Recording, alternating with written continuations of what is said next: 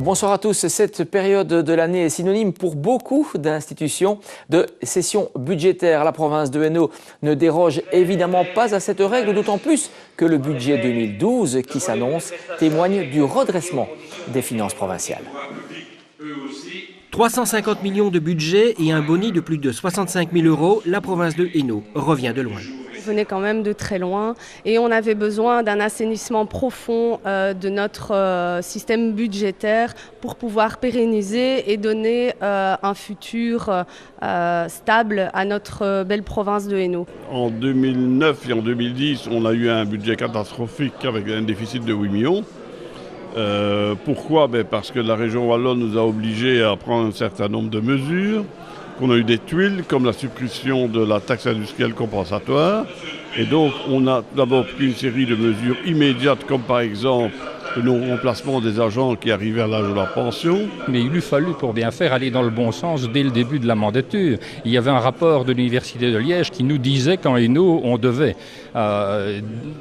ne pas remplacer le personnel qui part en retraite au moins pour 300 équivalents temps plein. Or, ce n'est pas à ça qu'on a assisté en début de mandature, puisque le personnel a encore augmenté et qu'il a fallu attendre ces 2 dernières années pour voir l'effet s'inverser. Et effectivement, que maintenant, on commence à voir les effets du non-remplacement du personnel qui part à la retraite. Nous, on arrive à boucler un budget en boni de 67 000 €. C'est extrêmement important. Et c'est aussi la concrétisation d'un travail de fond que l'on mène tous les jours à la province de Hainaut. Vous savez, les mesures liées à la modernisation, c'est tout sauf du cosmétique, c'est tout sauf du ravalement de façade. Le non-remplacement du personnel qui part à la retraite, la limitation des frais de transfert et des frais d'administration de 30%, c'est quelque chose qui n'est pas du tout facile à mettre en œuvre sur le terrain et on l'a fait. Pour le CDH, il faut toutefois rester attentif, d'une part au niveau des pensions du personnel, mais aussi parce que les 67 000 € de boni leur semblent être aléatoires. Ils sont le résultat aussi du fait d'une inscription dans le budget de 4 300 000 € venant d'un montant que l'ONSS-APL a attribué à la province et qui est injecté par le collège provincial dans le budget chaque année. C'est cette année-ci la dernière année. Donc structurellement, il y a un déficit budgétaire de 4 300 000 € au niveau du budget provincial de 2012. CDH et Écolo s'abstiennent sur le budget. Cette abstention traduit deux faits.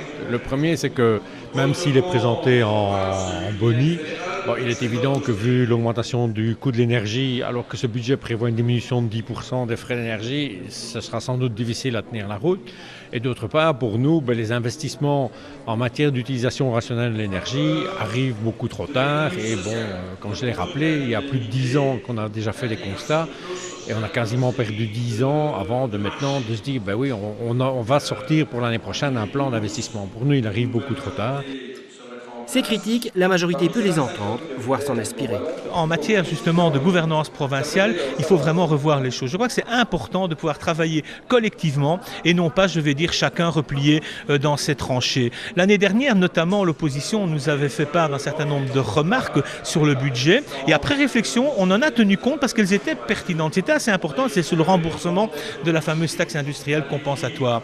Et aujourd'hui encore, nous intégrons dans notre budget des éléments de remarques et de critiques que l'opposition nous avait fait dans les années précédentes. Non pas que nous sommes toujours tout à fait d'accord avec ça, mais parce qu'on a voulu vraiment cette année-ci mettre vraiment le critère de précaution à l'avant-plan de la philosophie de notre budget.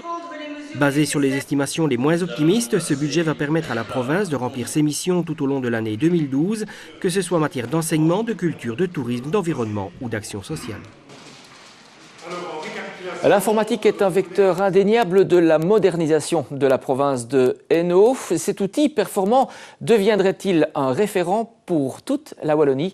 Réponse à cette question la semaine prochaine dans Dialogue Hainaut. À très bientôt.